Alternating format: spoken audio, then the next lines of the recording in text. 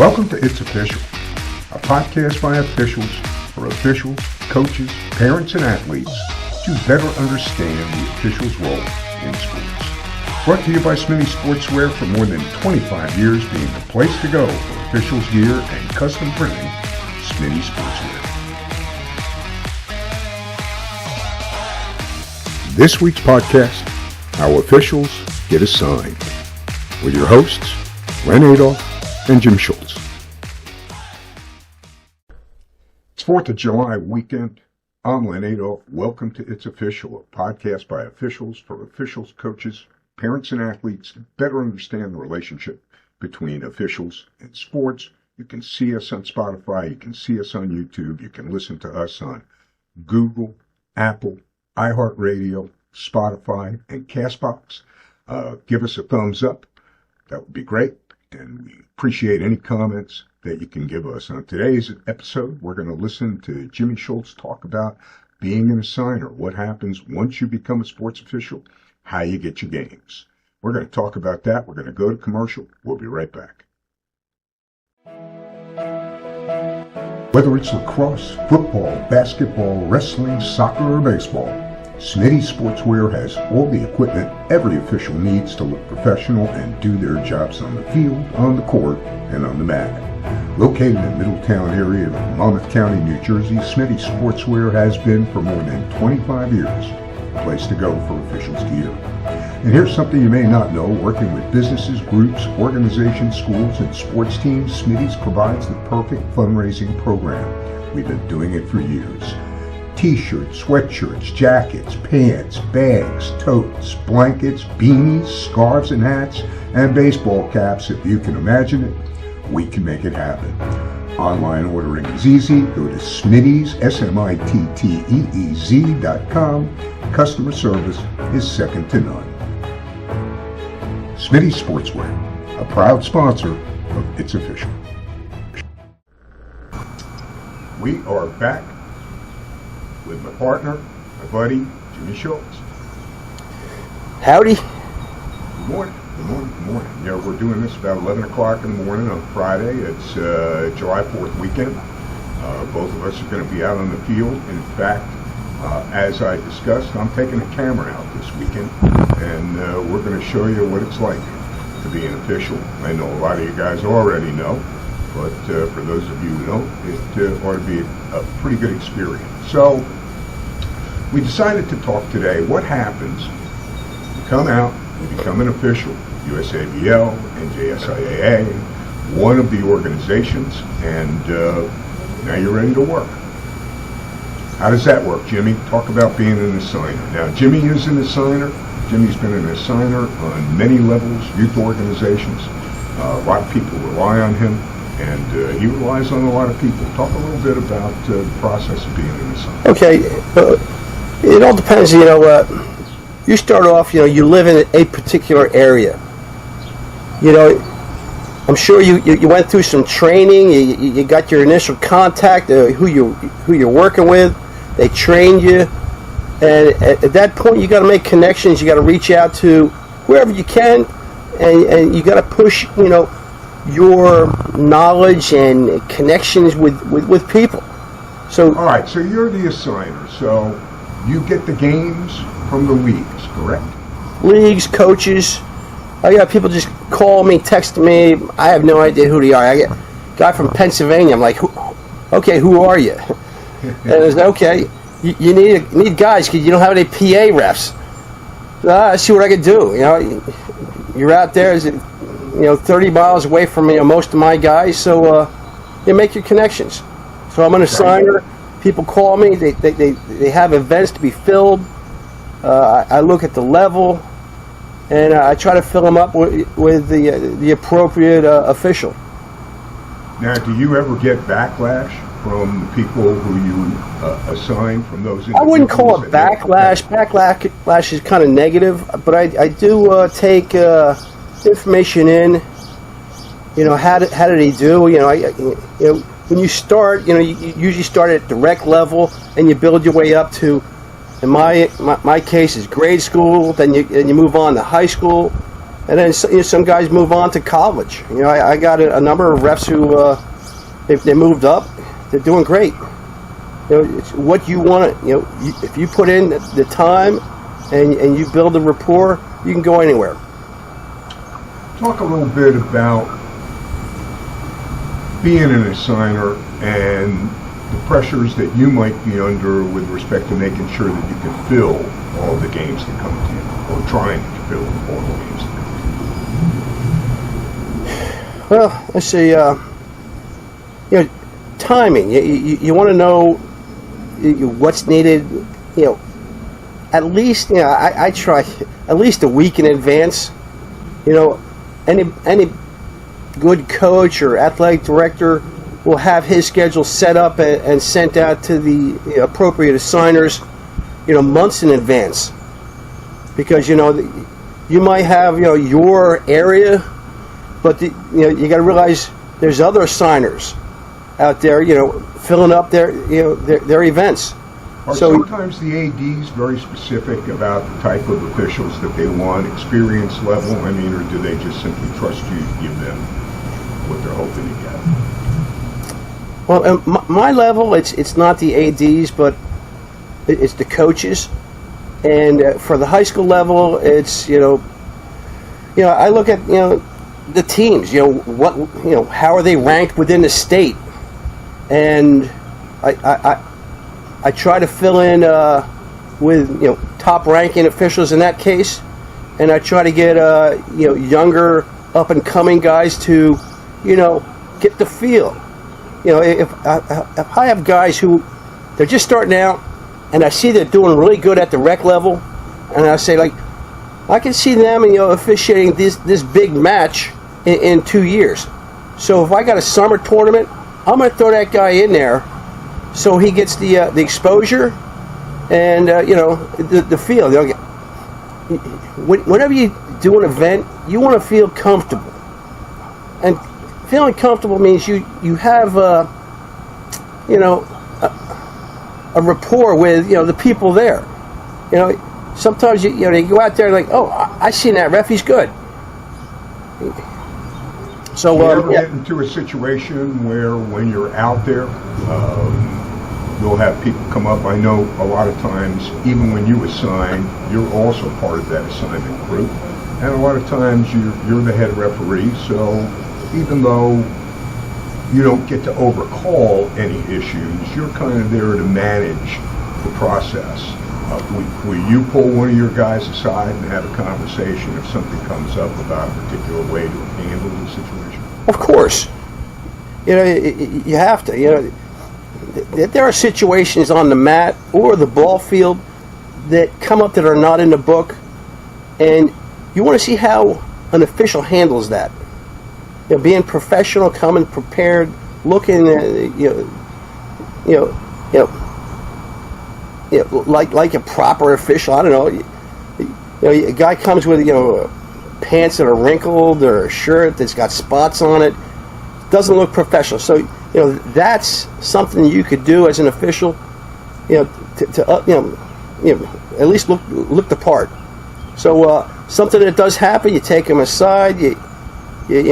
You get all the information, and plus, if you're an assigner / evaluator, you're looking for these things every time you're out there. So, you see something, you find the right time to talk about it, and you be open. An official may have saw something that you didn't see because they're right there within the action, and and you give your 2 cents, and you try to make everybody understand what happened. So talk a little bit about, and I know how I feel about it. We enjoy what we do. We enjoy it because we walk out there. For example, you walk out into the wrestling ring, wrestling mat, the wrestling arena, the gymnasium. A couple hundred people there. Sometimes you walk into a rec tournament. There are 200 kids on the mat, and I get juiced up by that. I mean, that's a part of me that maybe because I was a former athlete, it still gives me the opportunity to feel like still in athletics. How do you calm these new guys down that you were talking about, on the rec level and maybe first starting to get involved to manage? How do you calm them down? That's not easy. The thing is, you never know when some major match or bout is going to happen. I had a NFHS national duels in Long Island. It's got to be 15 years ago, and it's in this big warehouse. Summer duels. Teams from all over: Florida, Michigan, New York, New Jersey. So I'm doing this bout. Heavyweight champion, state champion from Michigan versus a New York state champ. Two powerhouse studs going on. I never knew it was going to happen. Everything's going smooth. And all of a sudden these guys come out and it was like all the other bouts. The whole crowd came around. I would say, oh, jeez. 200 to 300 people around the mat because there was no bleachers.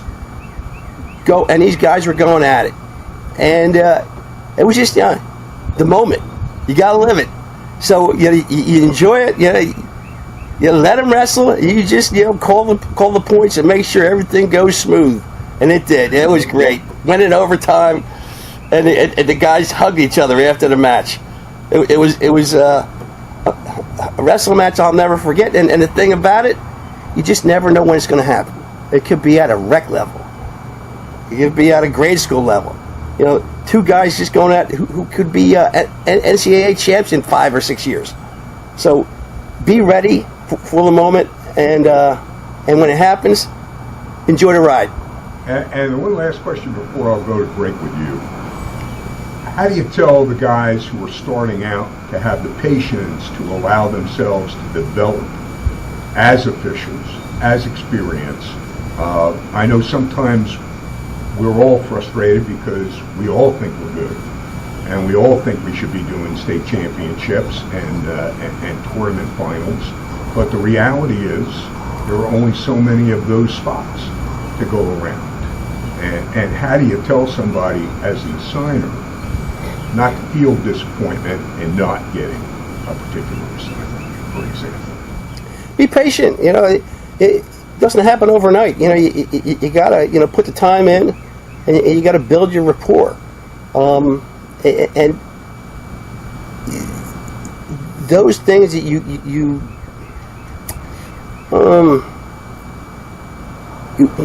are part of. The events like the match I said.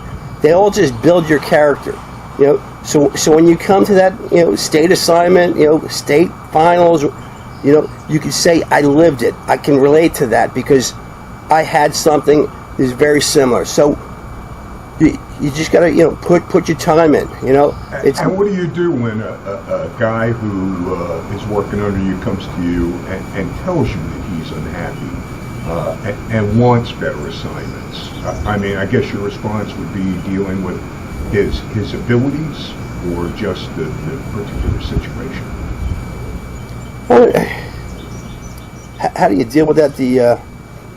As the assigner, just be patient. Be patient. I think in the state of New Jersey we got almost 400 officials, wrestling officials, and a good percentage of them are coaches also, which they don't officiate that much. Some are on the end of their career, physically can't handle. So there's guys going down and the guys coming up. So if you're one of those guys coming up, you gotta wait because it's a brotherhood. So, the guy knows when he can't do it anymore. So, and when he can't, gracefully step aside, and you guys moving up. It'll happen. We're going to go to break. But Going to Chicago. This is what it's like being out on the mat. Yeah, it's right there. You get the adrenaline just pumping. It's great. So be ready for it. If you want to be an official, come and get it. We'll be right back.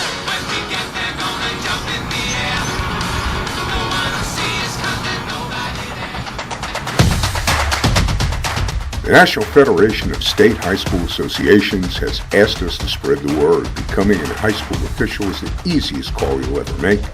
Officials protect the integrity of the games our kids love to play. You'll be a role model. It's a great way to stay in good physical condition. Hours are flexible. You'll earn extra income, and you'll expand your network of friends and have fun. For more information on becoming an official, go to nfhs.org. We're back. Jimmy Schultz talking about being an assigner. You've asked a lot of questions. Let's finish up. Give me your thoughts about assigning, about what your wishes are with respect to your assigning desires. Take a minute. Go ahead. Well, an assigner, number of things you got to take into consideration. The ability of the official, the magnitude of the event, the availability of who can do the event. You might want the top guy in the state. He's not around. He's doing something else. Could be personal. So you got to fill in with who you have at the moment, and sometimes you got to deal with who you have, and other things you got to take into consideration is conflicts of interest. A guy who lives in that town shouldn't do that event, because it's he's going to see these guys in the grocery store when he's shopping. So you don't want to have that. But there's guys who it doesn't matter. I live in a town. I do anything. You want me? I'm there. And I don't know. How do you measure that? Here's the message. There's plenty of work. There's plenty of work on the rec level. There's plenty of work on the scholastic level. There's plenty of work on the private level outside. We're going to have somebody on from the USABL. We'll get people on from the NJSIAA to talk a little bit about it. But don't be discouraged. There's plenty of work. And you know what? You make the same amount of money. So that's my point of view about assigning, and for somebody like myself who's a little bit older and got into it a little bit later in life, I've had my own difficulties in moving my path forward, but like you said, I was very patient, and I'm pretty good at what I do, and I got friends like you who we talk, and we try to get better all the time, and we do it for the kids, and we do it for the school. Exactly. You gotta love it. This is 4th of July weekend. I'm taking a camera out. I have 6 games in Dodge Field at Madison, New Jersey. You're going to get a chance to see it, and Jimmy and I will talk about everything that's going on in the field next week. So hopefully we'll look forward to that. Jimmy, have a wonderful weekend. How about if we go out? Hey, a little Metallica. I can't hear it. I hated the Yankees. It's amazing, but the minute I heard the song, it doesn't matter. I'm a Met fan. What can I say? Somebody's got to be a Met fan. Somebody's got to be. Oh, don't even say that right now. It's awful. Just awful. Hey, everybody. New Jersey. You got New Jersey. You got the Yankees. You got the Mets. You got the Phillies. Who are you? You're watching it official. I'm Leonardo. That's Jimmy Schultz. We're here every week with you. We're going to try and bring you a different topic. You can watch us on Spotify and YouTube. There are a bunch of different outlets that you can hear us on audio. Don't forget to give us the old thumbs up. Don't forget to make comments if you think it's appropriate. Hey, we want more and more people to be able to watch us. So, Jimmy, have a great time out in the field, brother. And we're going to see me on tape. Happy 4th. Happy 4th, everybody. Take care.